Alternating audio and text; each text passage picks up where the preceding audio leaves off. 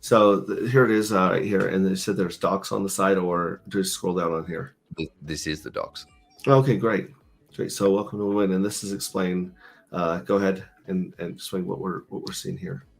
Yeah. So this is the summary of how the protocol works and what the idea is. And then if you click through the tabs down the side, there's all the detail. We've got definitions for example, our early end state penalty, which doesn't eat into your principal at all. So there's no way you can ever eat into your principal in the WinWin system, which we're pretty proud of.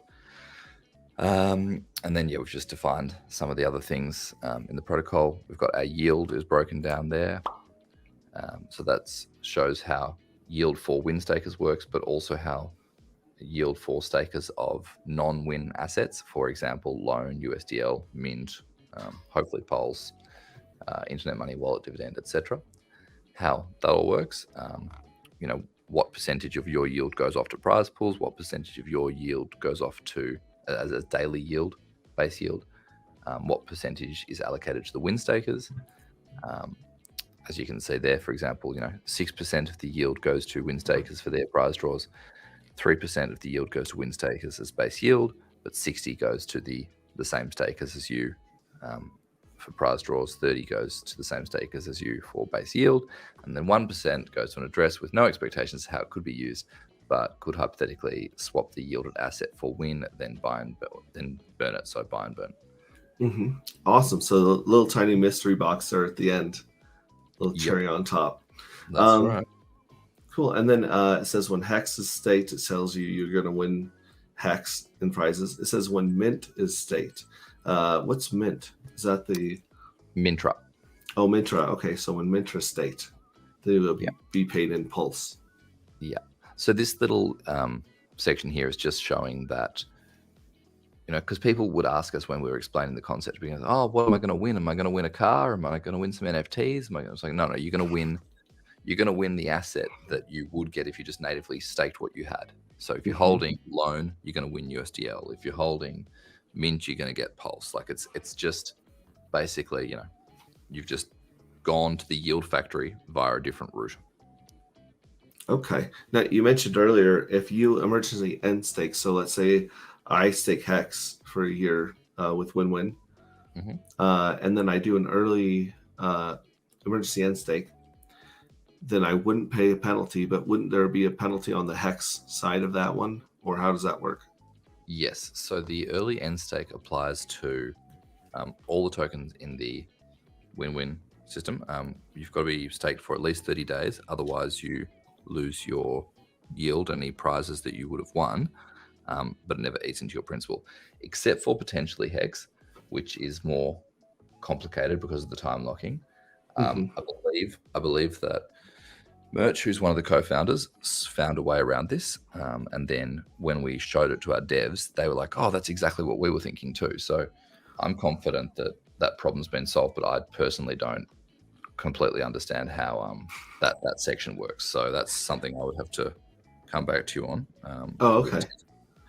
But yeah, basically, and it could be that Hex is the only thing that you can't end stake, that you're forced to do your 30 days. I'm not entirely sure, but basically they've made me confident that there is no point at any part of the whole WinWin ecosystem where you can eat into your principal, and that's important to us.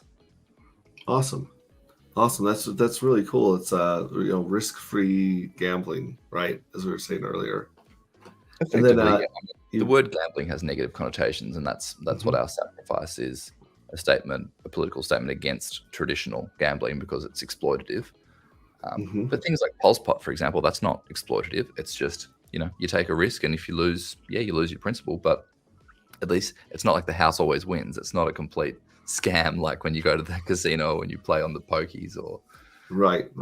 Yeah. So maybe like gaming would be a better word than gambling in this case, because you can play a game without a lot of risk. You can't always gamble without a lot of risk. Exactly. It's like a premium bond in the UK. I'm not sure if you're familiar with how those work, but basically it's a bank account where instead of getting your guaranteed yield, your yield goes off into a prize pool, and then the lucky winners get the yield. it's kind of same concept, really. Wow. Okay. And then going down here, did you want to speak any more about the yield here? Because as you said, Mint doesn't have a time lock. USDL, they don't have a time lock either, do they? Correct, they don't. And Liquid Loan doesn't have a time lock. Correct. WD doesn't. Fame token could. I spoke to Buck from Fiat about that. Mm-hmm. Could be 30 days, could be 14 days. I don't think that's been set in stone just yet. Okay. Texan token is another one that we would be looking to integrate into our protocol. And that's obviously got its own interesting features, like the scraping side of things.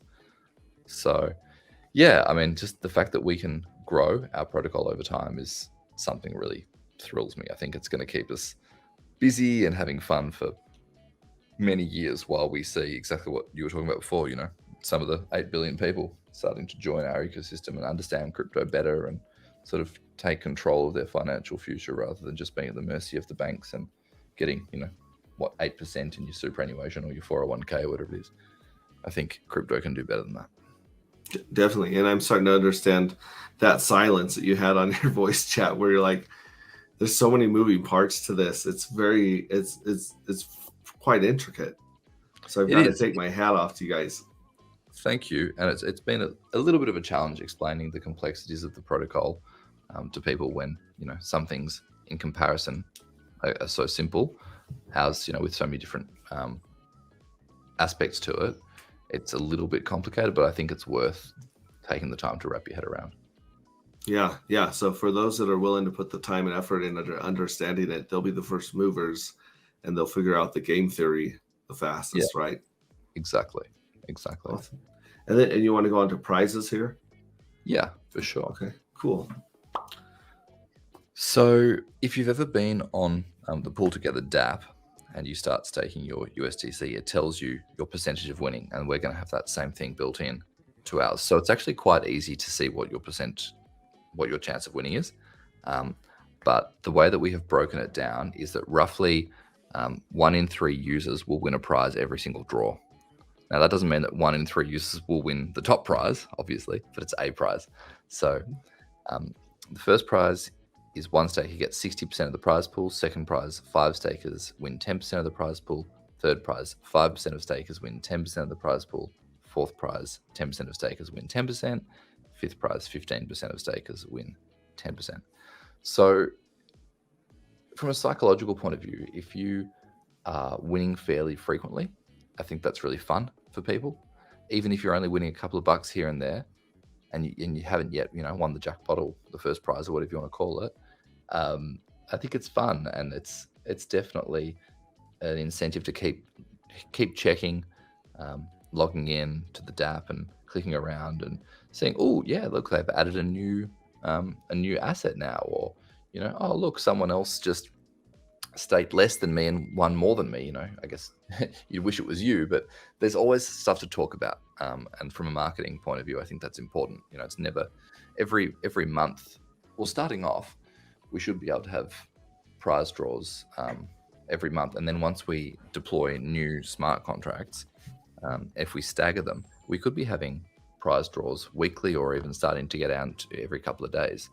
So, and if you're a win staker and you get the opportunity to be in a prize draw, you know, for Hex, and then 3 days later you're in a prize draw for Mint, and 3 days later you're in a prize draw for USDL, it's kind of just really, really fun. Like, you wake up every day and, oh, what did I win today, kind of thing.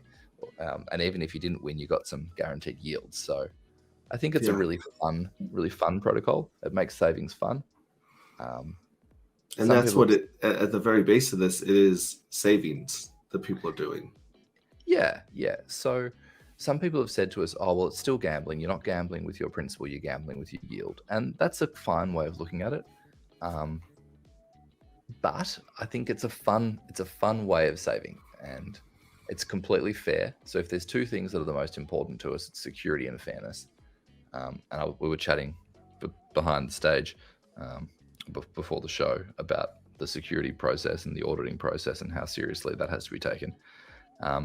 But then when it comes to fairness, yeah, we've got multiple mechanisms built in to ensure fairness. So we've got the early end stake penalty, where you if you withdraw your tokens within 30 days, you lose any yield that you would have accrued and any prizes that you would have won. And we've also got, you can actually click through to it if you want to. Click on the Fairness tab. Right here in the next one. Okay. Yeah, and just scroll down a little bit. We've got our time-weighted advantage. So this serves as like an anti-whale mechanism, in a sense that it prevents whales from coming in at the last minute, dumping a whole bunch of tokens in, winning the prizes, and leaving. So what this does is, if you want to be in the prize pools, well, you've got to stick around. And so it really incentivizes people to take part in the system. Delayed gratification. I think it's going to be a whole lot of fun. Well, and as Richard Hart has taught us, the two people that make money in crypto are founders and holders. It's not the miners. I should say it's also the exchanges, but most people don't have a very good chance of becoming an exchange, right? And not many people go through the work and the craziness like you are to become a founder. But the easy thing is holding. And so by you encouraging savings and holding, that's where all of our X's came from Hex. Like, yeah, we made some good money in yield, insane money in yield, but our money came in holding onto the token and seeing that appreciation, right? Exactly. So if you're gambling or willing to lose some of your yield, but you're sticking around and using the savings mechanism of WinWin, I think you'll do rather well, especially if you stick around for a couple of cycles in crypto. Exactly. I mean, if you held Hex liquid through its 10,000x, that's truly incredible. Like, that's 10,000x. You're not going to get that anywhere else in the entire world, other than crypto. So, and Richard said that himself many times. The yield is the cherry on top. So if you can, you're rewarded with the price appreciation of the tokens, and you get fun. You get the fun of playing games with the yield. I think it's a great system. Yeah. One thing you said about the only people who make money in crypto are founders and holders, that prompted me. We were talking about fairness, and then you said founders. So we have decided that the founder wallets will not be able to win any prizes because we didn't think that was fair. So we are blacklisting ourselves, so we can't win prizes. Are the founders able to stake their portion? Yeah. So the founder wallets would get yield, but no prizes. But they wouldn't be included in the lotteries. Correct. Yeah. Nice. And a lot of feedback that we've got from the community on that has been very positive. So, yeah. Awesome. I like that. That actually gives me an idea. I'll write that down really quick here. That's some good news. Okay, so now this monthly example, take us through some of these examples and kind of give people the idea of how this would work. So this is something which could be subject to change. We're chatting with the devs about whether we want to get rid of the quarterly and yearly prizes and just do monthly, which is probably looking like yes, we will.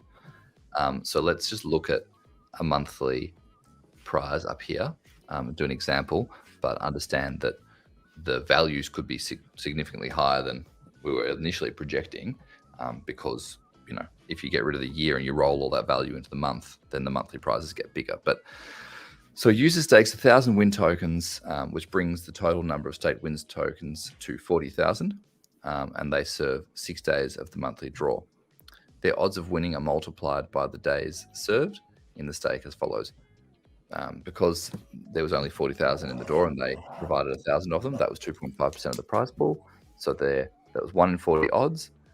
They were only staked for 6 days. So there's the factor of 0.2. So you multiply 0.025 times 0.2, and that gives you a 1 in 200 chance of winning the jackpot. And obviously, if they had have staked longer, they would have had a higher chance of winning. If they had have staked more, they would have had a higher chance of winning. So it's a little bit like a raffle at your local primary school or whatever, where if there's 100 tickets and you buy 50 of the tickets, then you've got a 1 in 2 chance of winning. Makes fair. Makes sense, and it's fair. Right. It's not like when you get a Tesla Lotto ticket and your chance of winning is 1 in a billion, trillion, schmillion. But you also get a higher chance of winning the longer you hold on to those tickets. Correct. So over time, you get a better than 2 to 1 chance, right? Yes, exactly. But so too will everyone else. So it Right. grows. Yeah. As if So they're holding for the same time. exactly. So it Wow. rewards delayed gratification. That's awesome. And then like the quarterly example, they say if you got 1,000 win tokens and total number of staked win tokens to 20,000. So the 1,000 win, yeah. So if you stake 1,000 win tokens, it becomes 20,000. So it's the exact same maths. It's just that we wanted to show how being staked for longer can increase the chance of winning. Okay. So yeah, And this person serves 45 days in the quarterly draw. Exactly. Now I want to stress that in the above example, they were staked for 6 days, but if they had have won a prize and then gone, okay, I'm outie, I won a prize, bye, they wouldn't get that prize because they hadn't served their full 30 days. So, and again, that's the anti-whale mechanism, preventing whales from swooping in, winning all the prizes and leaving. They need to stick around. So yeah, I think the tokenomics took a really long time to develop, but they're really cool, and I think people are going to have a lot of fun. And whether you are a whale or whether you're a small fish like me, it's going to be fun either way. Well, and this puts a lot of onus on the UI people, right? Because you're going to have to figure out a way to make this visually easy to understand, and see how your behavior affects your chances of winning and your payout. Yep, and we've got that in development. So the devs have done a great job so far with the prototypes, and the DApp mock-ups they've shown are looking fantastic. And I think when we go on testnet, they're saying March. I'm a little bit dubious that we'll make March. That would be fantastic if we do. Yeah. So let's say, maybe it is late March. Everyone will see how it works on testnet, and I think people are going to love it. Well, and as someone who's wanting to launch on Pulse Chain, you guys are kind of trying to figure out when Pulse Chain might launch, and then you're trying to figure out your own timeline at the same time. Exactly. There's so many moving parts. And so watching your team work on this code, does it give you a better insight as to how long it might take Pulse to develop their code and get it ready to launch, or are you just as oblivious as the rest of us? Oh my god, so oblivious. It's such a tricky question. I've noticed that Brett, one of the Pulse Chain devs, has been posting a lot on Twitter lately. If that's sort of giving anyone a bit of a bit of a nod, nudge, wink, wink kind of thing that Pulse Chain could be coming soon, I'm not sure. In my mind, it happens when it happens. Richard has said that he's not timing the bottom, and I believe him because I think he's, from all accounts, hasn't everything. I trust the guy, but it is coincidental that sort of we haven't hit a bottom yet and we haven't launched. So maybe the devs will be ready at around the time that the market hits a bottom, and it's a coincidence. What a happy coincidence. So I think, unfortunately, we're in for more pain in the macro. That's what J-Bags has been saying, and he's much more knowledgeable that kind of stuff than I am.